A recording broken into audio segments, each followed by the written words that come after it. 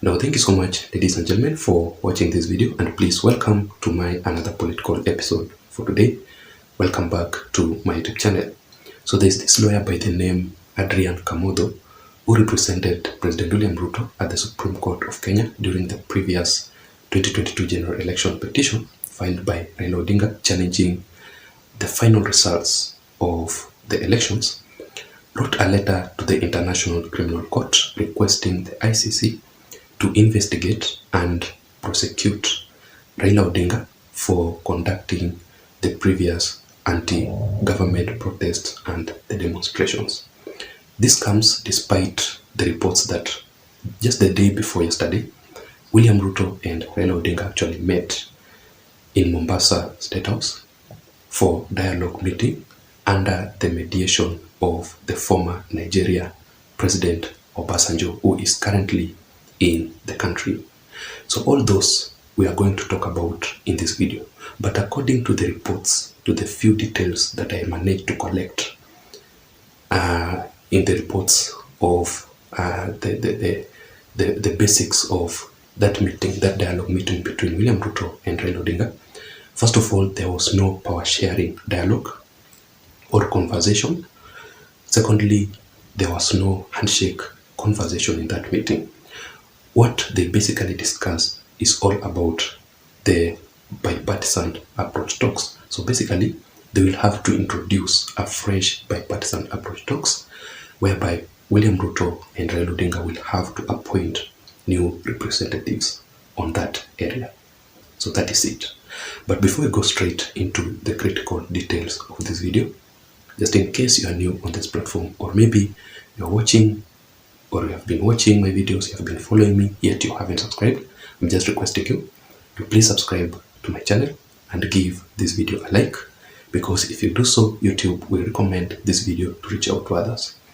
To my returning subscribers, to my loyal viewers and supporters, I really want to appreciate you for your continued support. Without that support, this platform, this channel cannot be where it is currently, and that is why I really don't take your entire support for granted. You can also press the notification bell so that you may be able to automatically receive the notifications from YouTube immediately I post a video on this channel. So having said that, now let us go straight into the details of this video. So first of all, the ICC, or the International Criminal Court Chief Prosecutor by the name KarimKhan, who also represented William Ruto during his case at The Hague, if you can still remember, received that letter written by Adrian Kamodo and also approved it. So I want us to know and focus on the details that will emerge.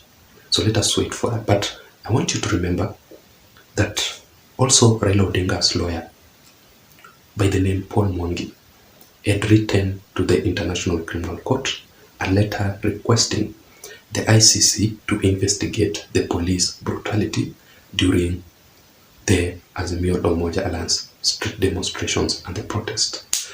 Also, just recently, Raila Odinga was using a certain group of activists, political activists, calling themselves the Linda Ugatuzi group, who also wrote a letter to the International Criminal Court requesting the ICC to investigate and prosecute 3 people. First of all, the President, William Samoei Ruto, the Inspector General of Police, Japhet Koome himself, and in the Interior Cabinet Secretary, Professor Kithure Kindiki. So let us also wait and see the details that will emerge from the ICC pending the letter and the issues, the details that were written in those letters. But in this video today, let me give you some of the details of this letter written by William Ruto's lawyer, Adrian Kamodo, in requesting the ICC to investigate Raila Odinga. So first of all, in the details of this letter, it says that the previous demonstrations and the mass action and the protest were driven by mayhem, vandalism, massive looting, terror, and the destructions of properties.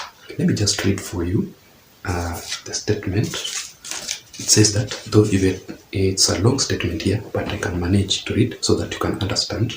It says that we are instructed to respectfully draw your attention to grave humanitarian atrocities and war crimes perpetrated against our clients that falls at the heart of your mandate as delineated by the Rome Statute of the International Criminal Court, which inter alia confers upon the ICC unfettered jurisdiction in relation to crimes of international concern in complementarity to the national criminal jurisdiction. It proceeds to say that our clients are compellingly persuaded that a time has come for the office of the prosecutor to take decisive steps in conscience with Article 15 of Rome Statute to redress the acute humanitarian transgression and war crimes being perpetrated with impunity by Honorable Raila Odinga, a former Prime Minister of the Republic of Kenya.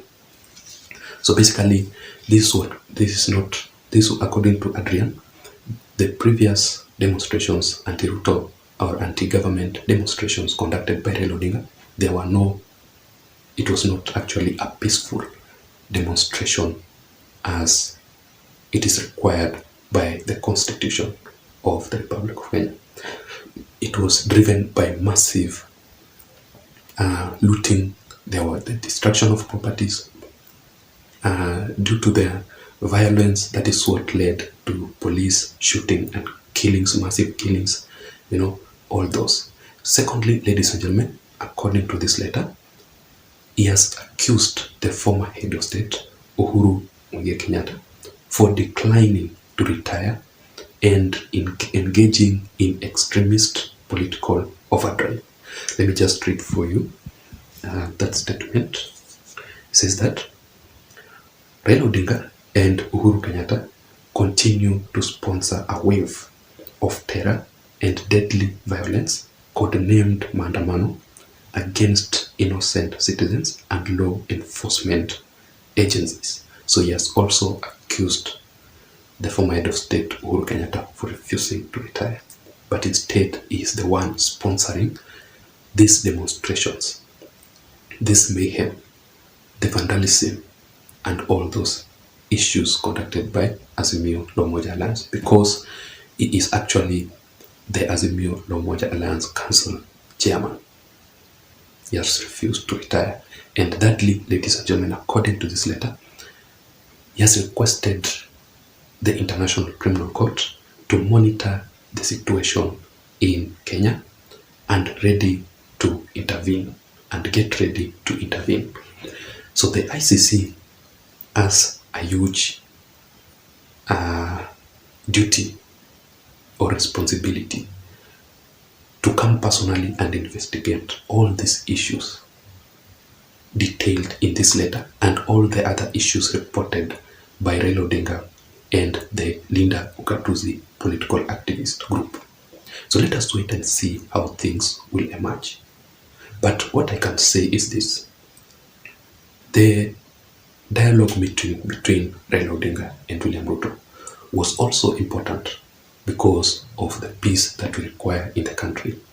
The good thing that I'm happy about in that dialogue meeting, there was no the details of the handshake, and it was not a secret meeting.